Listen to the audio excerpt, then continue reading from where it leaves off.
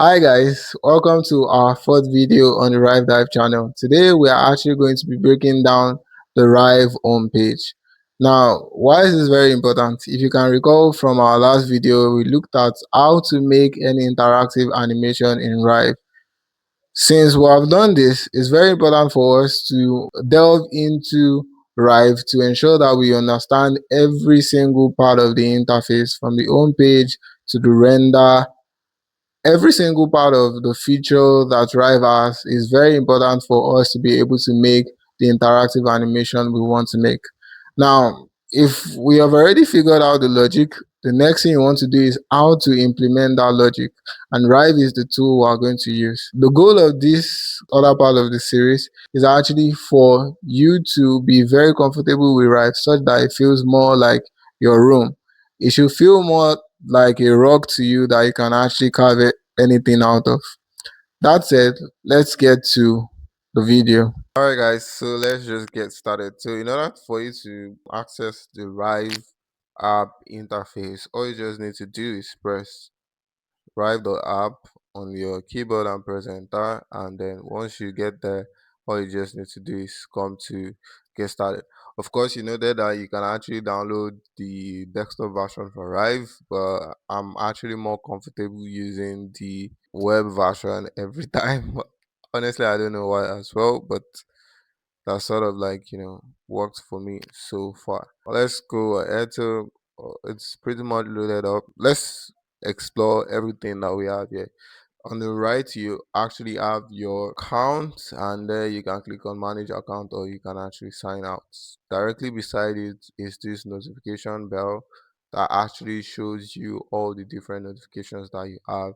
These notifications vary, ranging from notifications about your subscription ending or starting, or let's say you have comments on whatever you post in the marketplace. They all show here in the notifications. For me, I sent a message to someone's post on the marketplace, and the person responded, so it's there in my notification to date.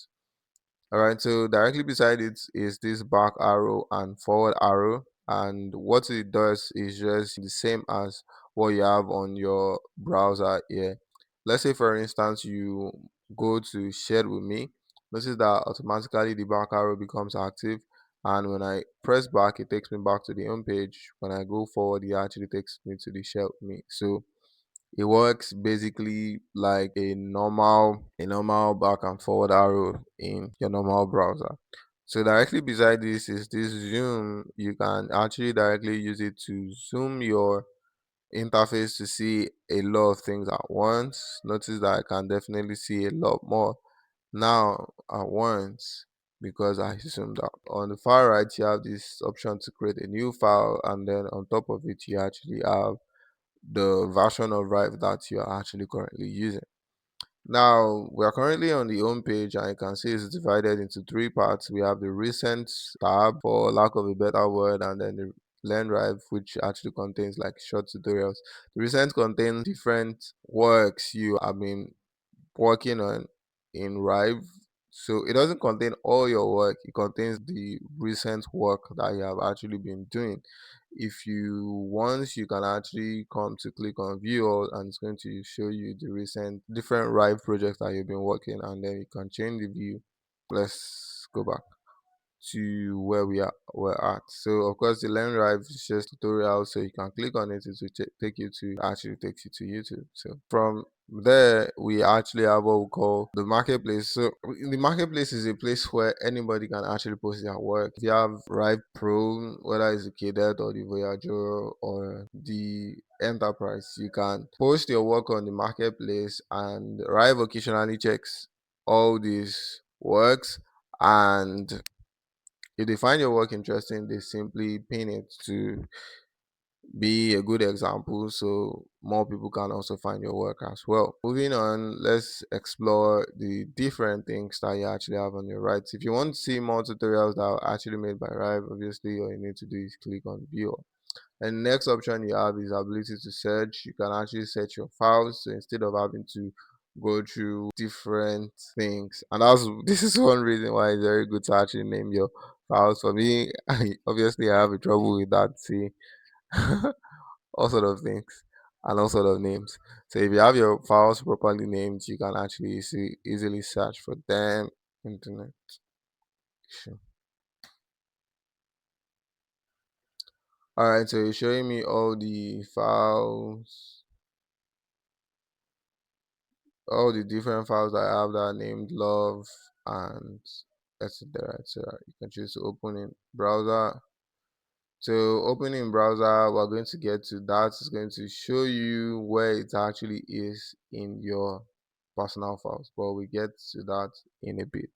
All right, so you can either choose to open it directly, or so let's just try that. Search love. Let's say we click on this. So when we click on open, it just opens.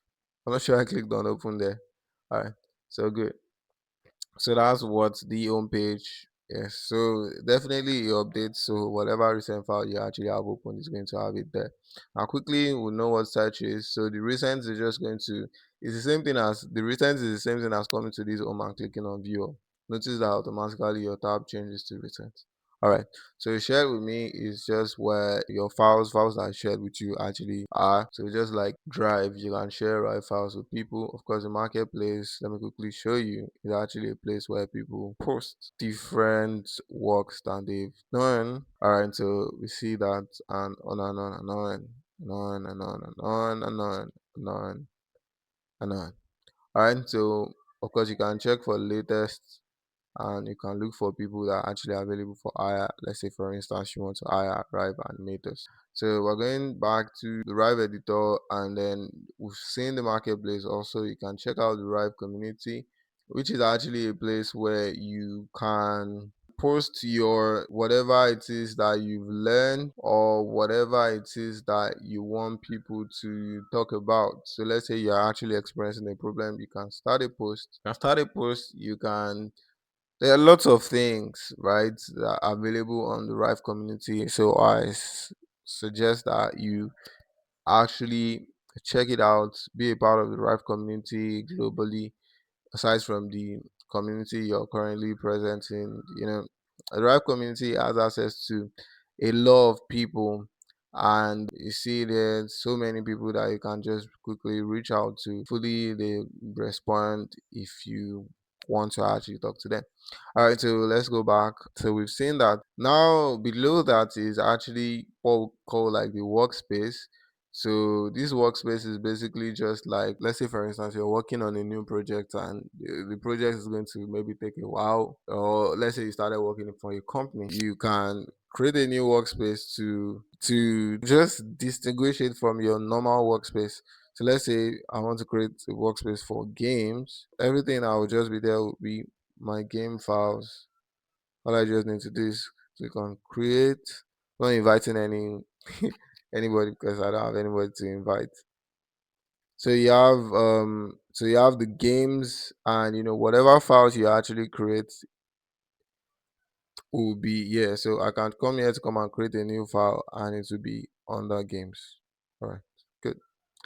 Of course, this icon is for creating folders, but that's only available with the premium. All right, so moving on, we have that. So next is the personal files. Personal files. So because I'm in games now, there are no personal files here. So if I switch back to my cancel. If I switch back to my previous workspace, which is, yes, we can create. I can have access to all the files that I've worked on in the past. So the personal files contain your files, and there are some things you cannot do in the recent. That is only here that you can do it.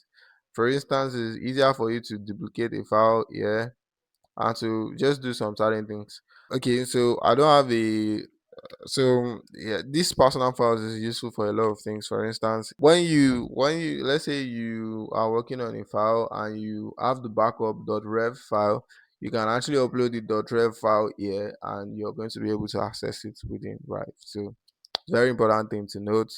Then, of course, shared projects. If you have any shared project that you're actually working on, currently, I do not have any shared projects, so I'm good. Shared projects is just like, like Google Files, Google Drive, where you can share files with people, share projects with people, and then also determine what people can do with your project. So, moving on, let's just quickly do something.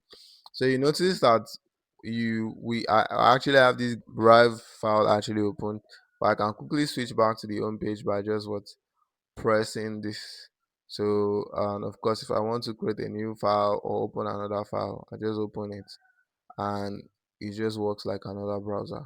So yeah, I can just switch and go back. So basically, this Rive icon that is here just takes me back to the home page, and if I choose to select any of this, it takes me back to that. So that's it, for understanding the home page for Rive. Hopefully I've actually covered everything, and there's nothing that is within the Rive home page that has not been covered. So see you in the next video, where we're actually going to be exploring the actual Rive workspace, and we're going to be explaining every single aspect of the interface, so that there won't be anything that is unclear to you about the software.